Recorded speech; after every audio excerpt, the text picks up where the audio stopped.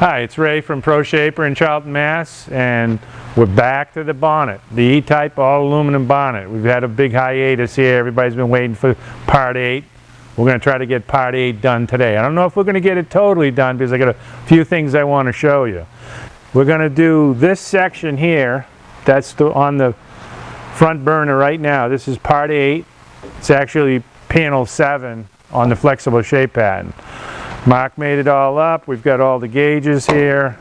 We've got a beautiful flexible shape pattern, and we got it all punched so we can put all the gauge information in. We have a blank cut. This is 060 3003 aluminum. Now this piece is a little bit different. We went from the super complex front piece, it's complex because it has this rolled nose section, to this piece here, which had the complexity of this secondary operation putting that flange on. And if you remember, the gauge was reading a little bit off in the center here. There's a little bit of maybe overdevelopment right here. Well, I'm going to show how to fix that overdevelopment, which is a critical component of doing this skill set. But that won't happen until we probably weld some of this stuff together. So that'll be later on. But right now we're going to be doing a little bit of analysis of this panel here, and you do the analysis with just a simple straight edge. So we got a nice stainless 3-foot rule here, and we'll put this on here right in the middle, and we seesaw it, and we look, and we've got about 1/4 of an inch of rock on this panel going this way. And then right here we're pretty much dead straight where it makes the turn. There's a radius here, which is a tapering radius, and also it has a little curve going this way. You got to closely observe every little detail that's on this panel. And then down here, the radius is wider here, and it tapers until it comes to an actual fabricated bend right here. This is probably a 45-degree angle or something. So not only is this radius tapering, but the location, we're straight from here to here, and then all of a sudden it starts to go this way here a little bit. So there's a little bit of rock right in here too. And then there's another radius down here. This is your lower flange radius, and that's coming out this way. So this is going to be a weld point, and you generally want a weld point about 1 inch away from any radius, so when you work in the weld, you won't be bugging up that radius. You don't want to beat up that radius. So if we do that and we pop these louvers in, it's going to be really difficult to do that. So my plan is to make a separate louver section and weld it in, and it'll be moved over a little bit so we have some room to weld when we get to this panel. This panel will basically have no louvers in it, and this seam will be here, which is sufficient, but we'll be putting the louvers in over this way just a little bit more, and that won't change anything. And we could put more louvers in if we wanted to too. I got to see what the relationship of the louvers to other components in underneath the engine compartment and make sure that's not a problem. But it'll make it a lot easier to do this weld seam. So that'll be later on. Right now we're concerned with this, and as you can see, there is not much shape in this panel, not much area change. It just has that little rock here, and of course this has all the radiuses. There's a lot of rock on here, but the flexible shape pattern will give you the true story. So if Mark can pan the camera over here, we'll put this on the flat bench, and we put this in here like that, and there's not much to puff up here. So this has probably got about 1/4 to maybe 1/2 inch of rise in the center of that panel. That's it. A lot of this panel is more arrangement with very little area change. There's some area change, but it's subtle. So this one is going to be a little tricky, and we're going to rely a lot on the gauges on this one. So we've got to bend these radiuses and make all these gauges fit. And of course the flexible shape pattern indexes all these gauges onto the panel. But what I wanted to do is I want to take a little side trip here now to show you some of the other stuff that's going on in the shop. Alright, so this is London. He's from down by the Atlanta area, and he's here for about 15, maybe 20 days or so, and he's working on a 1937 rear fender for a Riley. He's never English wheeled before, and he's made a couple panels. This is the second panel for the rear fender. It's the left rear fender for the Riley. And he's getting all the shape. He's fitting it to a flexible shape pattern, and that's his gauges right there. And we'll have a follow-up with that later on. And then let's go over and see what Brian's doing.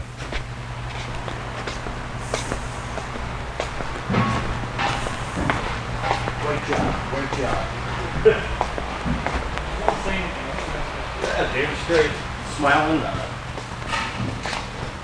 Do you want those? It's okay. Yeah, just like your laser did them. Laser 90 degrees to the surfaces, sort of. All right. Come on over here, Mark. You want to go right like this. Brian's in the witness protection program. He doesn't want to be filmed. Oh, I already got him. Did you? Great shot of the ass. Oh, good. I've been working on it. Alright, so you really can't be in it? Yeah, right there would be Yeah. You get me? good. Yeah. Okay.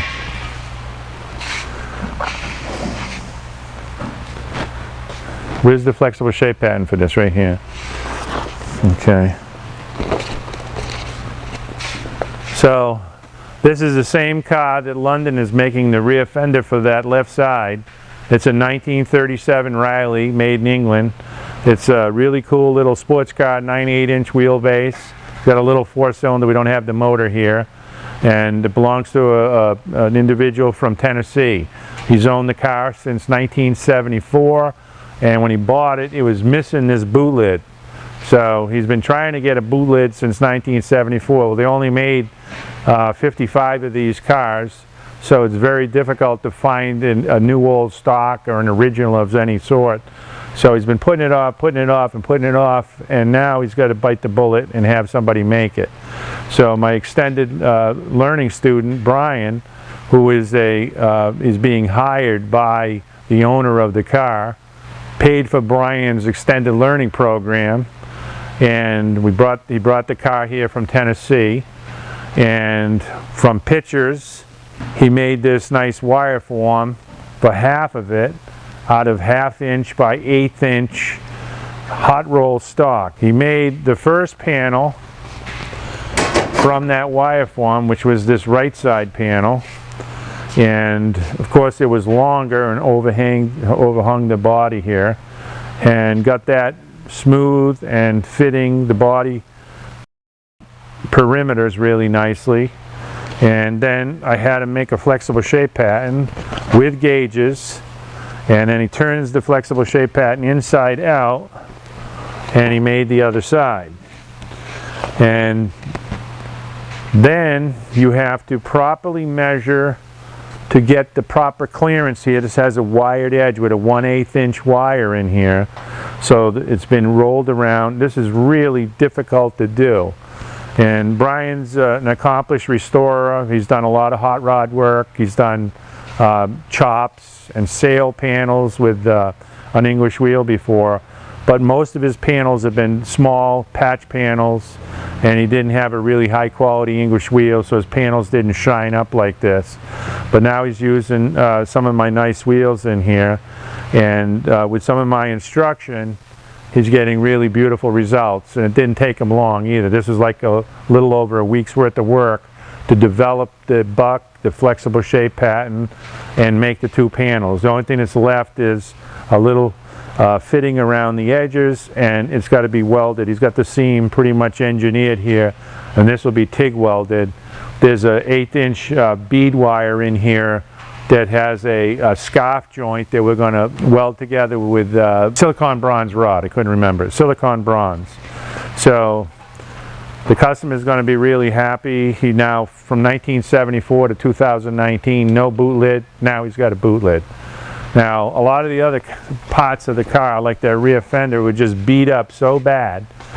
The problem is, what do? Do you spend days and days and days metal finishing a panel that has had all kinds of bodge repairs on it? The metal is ground thin, maybe the wrong thickness metal has been welded in, or build a new panel. Well, you can spend sometimes more time metal finishing and trying to fix up the old panel than actually making a new panel. So this front panel Brian is doing right now, he's flexible shape patterning up that. No buck needed or anything, just a flexible shape pattern and some gauges. And he will be here for another 3 weeks, so he's got to get that fender done. We might even do another fender, the other front fender, which is also beat up pretty bad. London's doing this fender, and we maybe get this fender done too. So the car should leave the shop in really nice shape. Unbelievable benefit for the owner, who's had this in 5 different restoration shops and has pulled it out. And now he's really getting first-class work, and Brian's getting training at the same time for basically for a bargain price. So, as we have seen, this panel doesn't have a lot of area change in it. It's mostly an arrangement value panel. So, but there's still some subtle area value that's got to be put into it.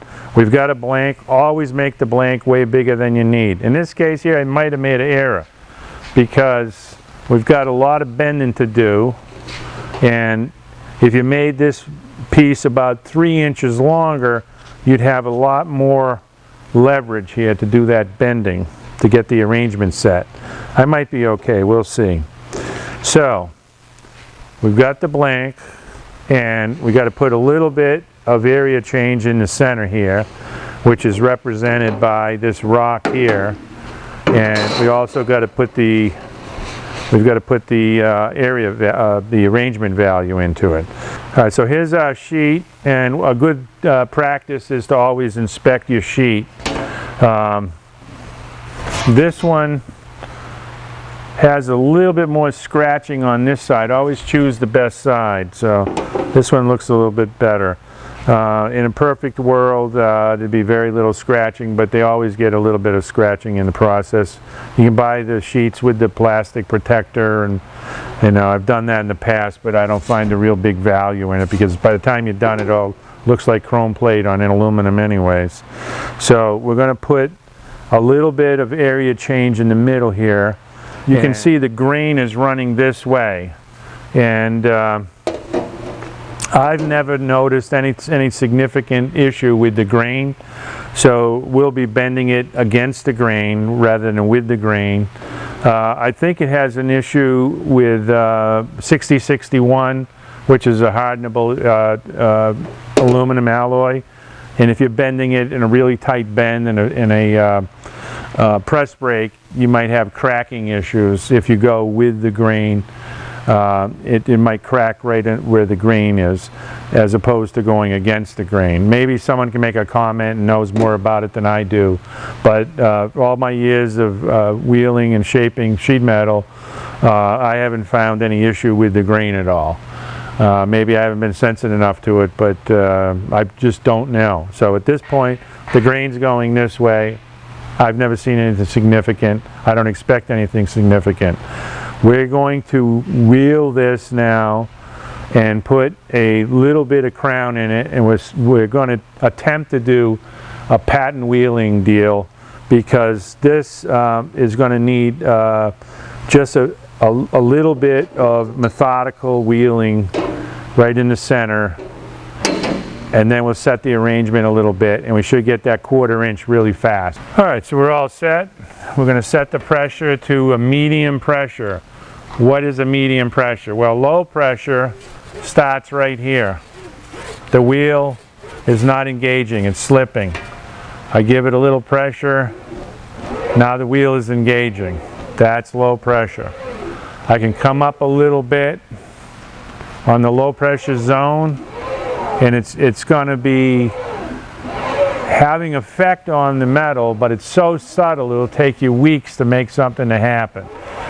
What the low pressure zone is good for is doing arrangement, meaning pulling down or pulling up on the panel, or really subtle areas that are low, you can go over into those little subtle areas and you can pump them up really nice.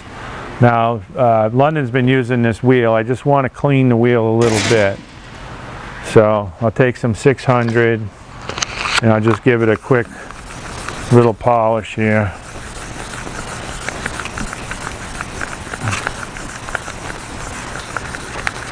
You always make sure that the wheels are good and clean.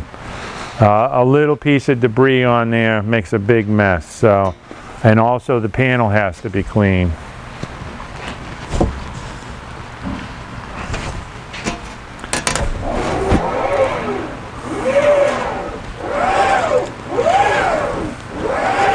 Now this panel's singing a little bit because it's really grainy. You can see a lot of grain structure on it, and that'll all probably go away pretty fast. And I'm in the low pressure zone, so nothing's really happening here. I just wanted to show you what the low pressure zone is. So now there's my red knob showing the tightness for the low pressure. Now I'm going to give it into the medium pressure. Now there's a little bit of resistance, and it'll only be a matter of minutes for me to pump this up a little bit. So I'm doing closely spaced tracking pattern, more in the middle, then a long one out to the edges.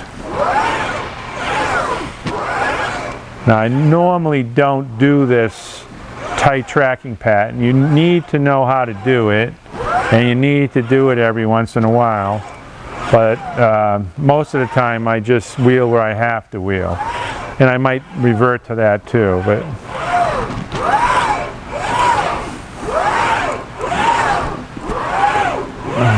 so we're traversing this side.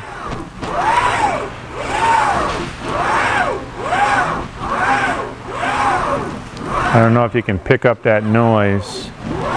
It's making a nice little whiny sound.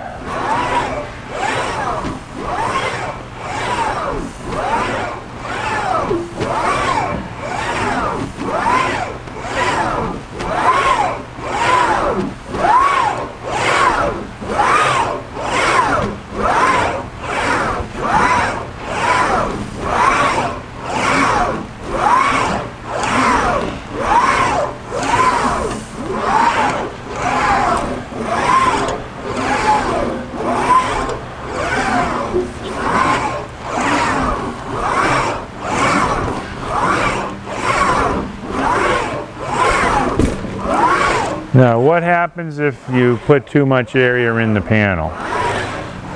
It's a detour that you have to take. It's something you really don't want to do, but it's not the end of the world. Now, you can see that's obviously more than 1/4 of an inch, but that has no arrangement set yet. Once we set the arrangement, that has like a 3/4, maybe an inch gap here. That's the seesaw.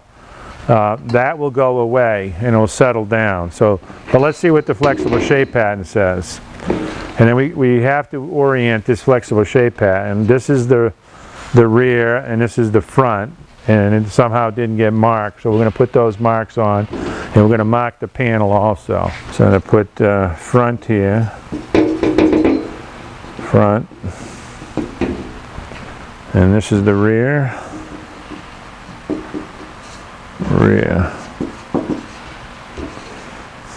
And to make it easy, I'll put a little triangle here and a little triangle here. I'll be able to see those faster. As you can see, we've got a little bit of area value induced into the panel, but the flexible shape pattern is loose as can be. Once it gets into the arrangement will change the amount of what appears to be the area value in the panel. Right now, it looks like it's a very little amount, but with that arrangement popping in, it might be a lot more than we think. One way we can check to see how much area value is actually there is if you, before you popped all the holes and you taped it all down and inflated it up like a balloon, you'll see how much that area value is. And it might be as much as an inch or so here, I don't know. So we're going to continue wheeling it here. I might deviate from the standard tracking pattern method, which I'm really not that good at.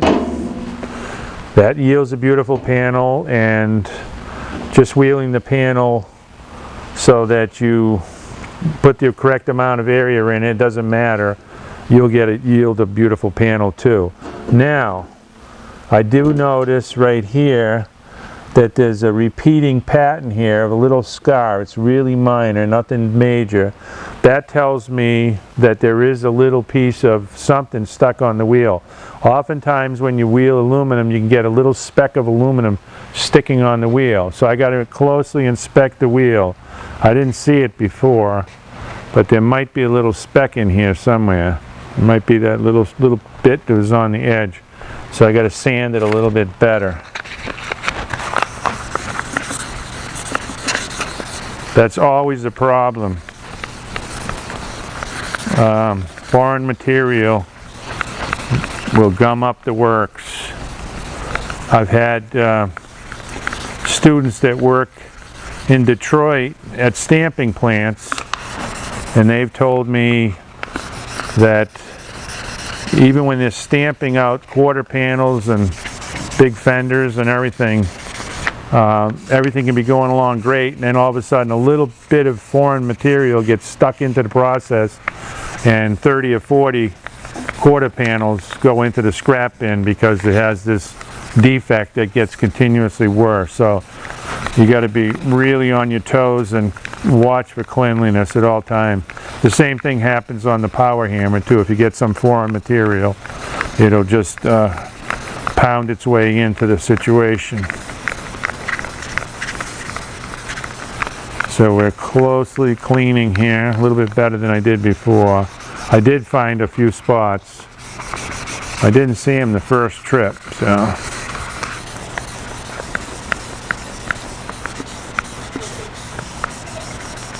Oh, here's another spot here. This might be the culprit, actually.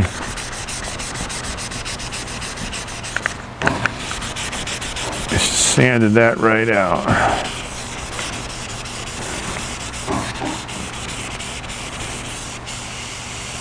Okay, that should be good. All right, back to wheeling.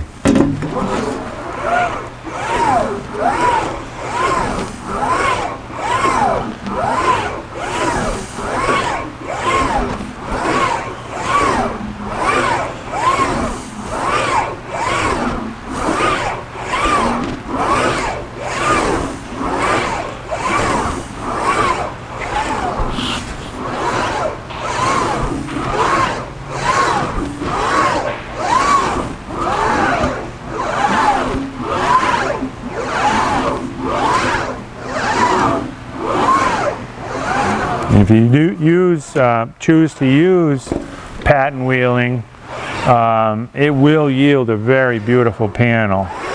I've always found it to be a little bit boring to be so concerned about the pattern, because I do a lot of mallet work and shrinking in my shrinking facilitators, and the panel gets pretty beat up, as you've seen in some of the earlier videos. And I never paid it too much attention. Generally, any little defect that you find in your surface as you're developing, it's all fixable. So I'm looking at my lights here. I think I might have showed these lights before. They have a nice 1/8 inch blue tape line here. And if there's any flaws, you'll see a big squiggle in the line. And that's showing pretty nice right now. So both ways showing very nice. So let's put the pattern back on again.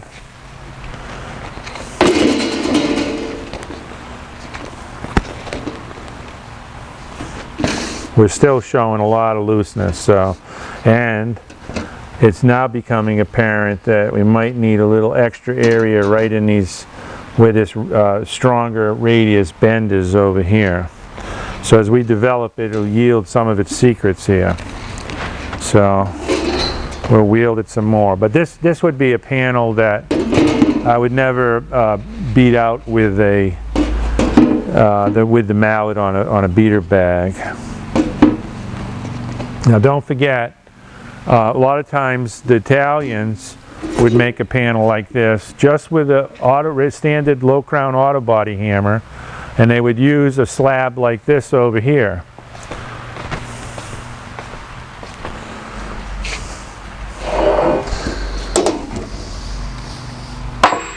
I have this nice heavy duty, it's like 2-inch thick slab. It's a little beat up, it's been rusted, so it's got some pits. This would be surface ground. Ideally it would be surface hardened, or a piece of hardened surface ground steel on it. And you would take that body hammer and you just keep hitting until you get the crown that you desire. So I mean, that's another way you can do it. That's a super low dollar way. And of course we've seen what happened to a lot of the Ferraris that were made that way. Now they're worth 10, 15, 20 million dollars. So how you get there is not important. The skill set that is most important is close observation of what you're doing, meaning you're interacting with the panel and you're closely observing it. Every time you interact with it, you're changing it. So that close observation is super important. And then the next one is measurement. Now, on this case, I'm closely observing. I picked up that we got a little dirt on the wheel. I'm making sure that I track really good. That's not super significant because I know how to correct any mistakes I might make. But the pattern wheeling does yield a beautiful panel. You can do that. And my measurement is my flexible shape pattern. That's my first measuring tool. Then my second measuring tool is going to be my gauge set. So between the two of them, those two skill sets are super important, and you can't get the job that you desire unless you honor those two skill sets. And you have to have the passion also. A lot of people confuse this craft with, oh, I don't have this tool, I don't have that tool. The tools are significant, but you can do just about anything with minimal tools. My friend Jerry, if you look in my YouTube library, you're going to see a 120 Jaguar scratch built by my friend Jerry, who I inspired. He was a customer initially, took my class, and I told him it was a lot easier to build a car than it is to restore one, especially today when the cars are so beat up. And he took the challenge on, has a 3-car garage. Every night he'd go out in that garage and work 2 or 3 hours. He's been at it for about 1.5 years now. And if you look at my YouTube video of his car, there's several in there.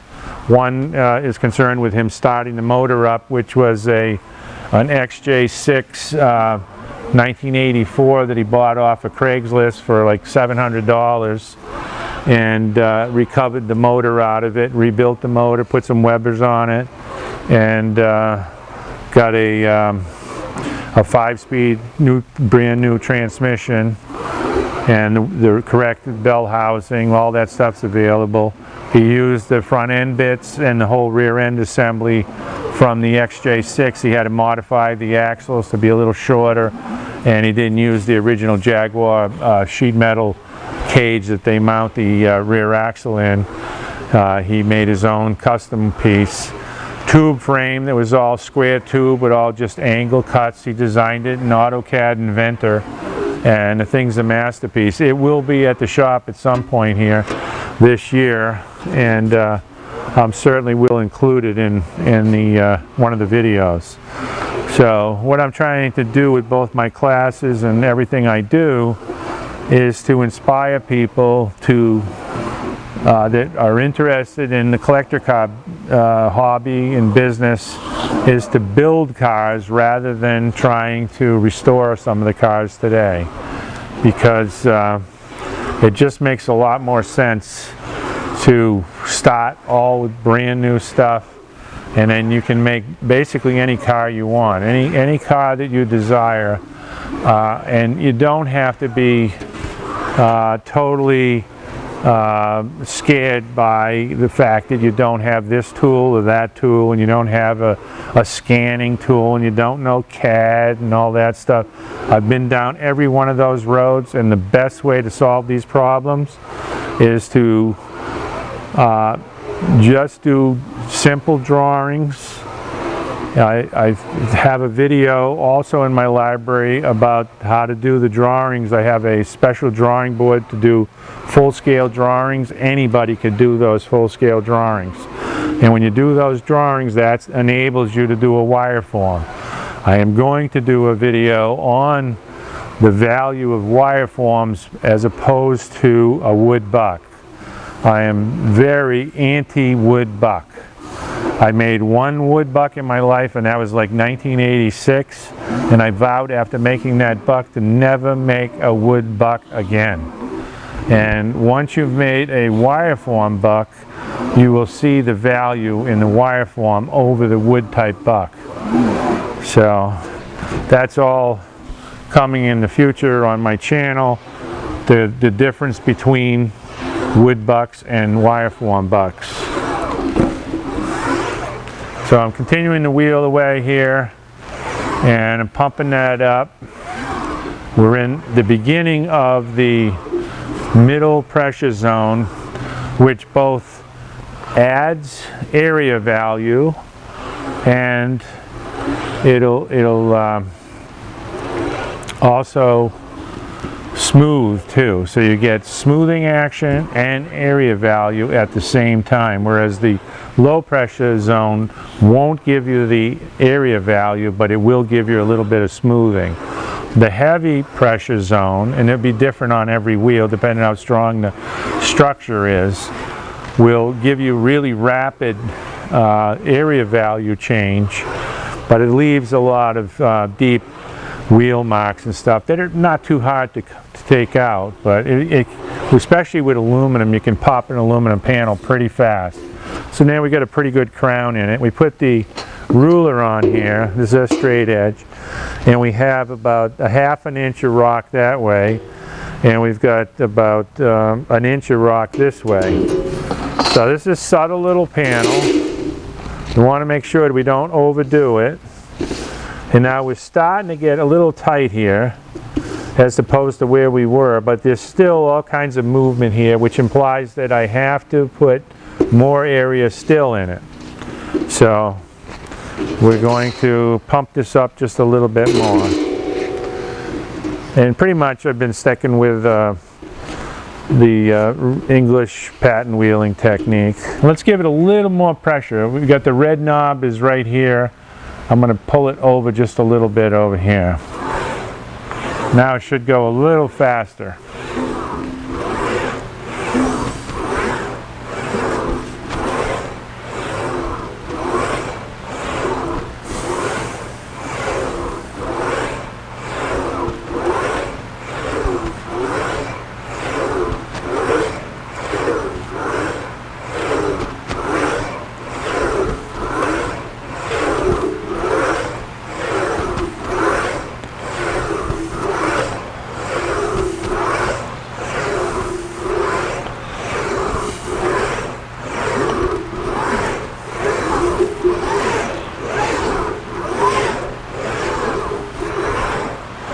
Now that's interesting. I kind of forgot about it, that when we started out there was that hum of the grain was coming through, and now that hum is pretty much gone away, except when I go over to the edge. I don't want to go right on the edge. When you're wheeling, generally you don't go on the edge if you're just doing a standard compound curve.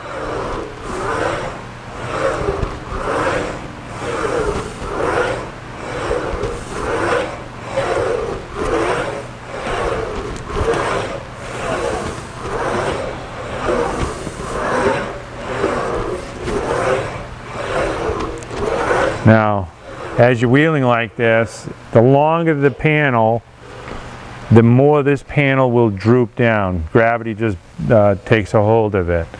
Now, if you got, this panel is probably, it's near the limit of what you want to do by yourself. You can go maybe another 10 inches or so, and it's really going to droop. And you don't want that necessarily happening if you're trying to do pattern wheeling. If you're wheeling the panel out of arrangement, it doesn't make any difference. But I just want to show you something. Again, I have a really short video that's in my library where you deal with a long panel. All right, so here's a device I made for low crown panels that are long. So say if this was 48 inches long, you're by yourself, it's just basically a support structure. You can have a jack in it. This was just a thrown together deal. We're going to make a nice, more elaborate one. This is a piece of sheet metal. Originally I tried to put some high lubricity plastic on there that would slide on, but the sheet metal actually worked a little bit better. So this will just slide on the sheet metal like this and give you the support that you need on that other side. So it's a nice little, and I have a real short phone video that's in my YouTube library showing actually one of my customers' students doing a small panel that way. You can see it works really nice. The panel's been this sheet metal was unprotected, and it's got a lot of humidity rust on it right now, but that could be easily cleaned off.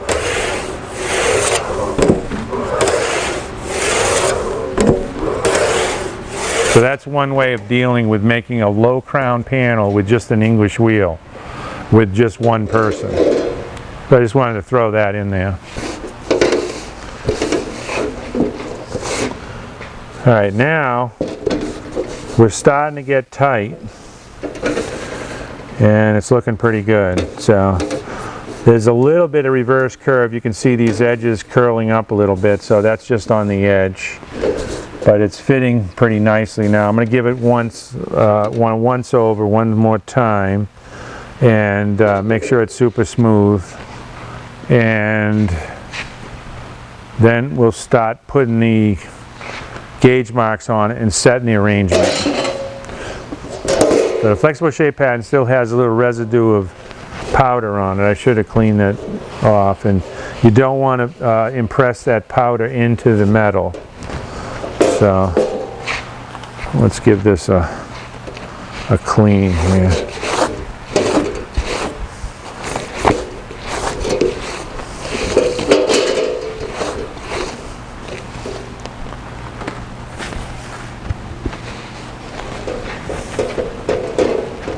So I'm going to lower the pressure. And I've done this pretty much all standard English pattern wheeling.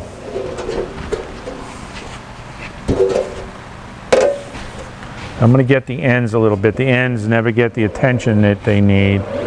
So I'm going to work the ends a little bit. I've loosened the pressure up, maybe a little bit too much. I'll get that end a little bit. There's some stop marks there. Work the little stop marks out.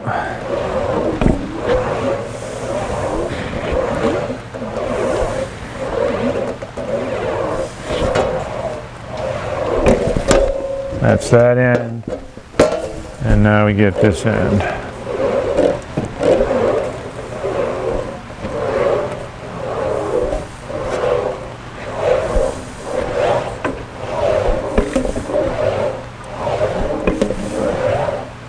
Now anybody watching me on my YouTube videos, I also have a Facebook page. You can follow me along. I have 5,000 members on my Wray Facebook page, but you can still follow. I think you can have unlimited followers. And on my Instagram, it's Pro Shaper on Instagram. So I'm generally posting there quite often, mostly on Facebook, maybe once or twice a week on Instagram. I like Facebook better. So you want to see a lot of more goings on in the shop and what the students are doing, you can see that on my Facebook page. That'll give you the most information.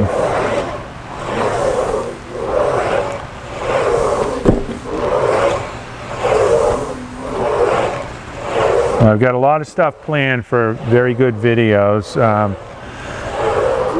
but I also like to hear some of the ideas of the people that are watching my videos. If they want some particular thing shown, I'll keep it in mind. Just give me the word. Don't privately email me. A lot of people have been doing that. I mean, I only have X amount of time.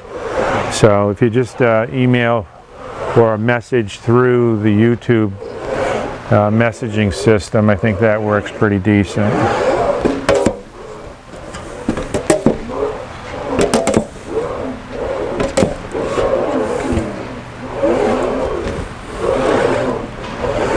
Somebody did email me about how to break up a body on a midget racer, and I really haven't answered him yet.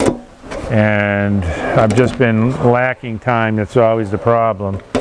And you know, if I answered him and 20 other people asked me the same question, I mean, it becomes a limitation of how much you can actually answer. So you got to keep that in mind. That question will be answered. How you break a panel up into bite-sized sections, of course in this video, but all the other videos I do where I'm making a larger panel that has sub-panels in it.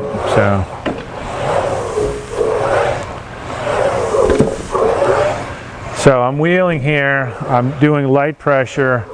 The panel is really nice. I'm going over the whole thing right now, just kind of settling it in. And we knew that the flexible shape pattern was showing a nice tight condition with no looseness. Does that mean we're there yet? No, sometimes we might have to go a little bit more. But it'll tell us when we start to set the arrangement, and the arrangement is difficult. Oftentimes that will mean that there's just not enough area there to allow the arrangement to set properly. And everything, remember always, the mantra should be everything is fixable, but you try to make as few mistakes as possible. So every panel you make, you will make mistakes. It's not possible to be perfect all the way through. Like this panel here, I got a little bit of foreign material in there. It made some little microscopic marking. It's still a little bit visible. It'll sand out really easy. That was a mistake. You know, there's probably a couple other mistakes, but the surface value, the quality of the surface value is showing really pretty now. It's a real nice mirror finish on there. I don't know if you can see it. So there's Mark. That's the most valuable cameraman and editor. So we've got the area value, I think, pretty close. There's our diamond, and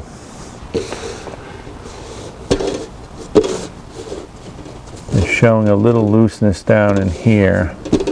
Now Mark did mention that there was a little accident damage we didn't know about, or some kind of damage down in this corner down here, so that might be a result of that. So we might be at a point where we can put in all of the location dots where the gauges are going to be, and then start setting the arrangement. But this video is running a little long. I thought it would be a little faster, but I was yakking a lot in it, and I showed you the extended learning students' progress and projects. So we're going to make this 8A, and then when we get back on 8B, we might be able to do that Thursday. We'll put the dots in, set the arrangement, and check it with the gauges. And that'll be either Thursday or next week. Thanks for watching. Tell a friend. Please subscribe. Give me some likes, comments, questions. Tell your friends. Want to try to build this channel. Thank you. It's Ray Chalene.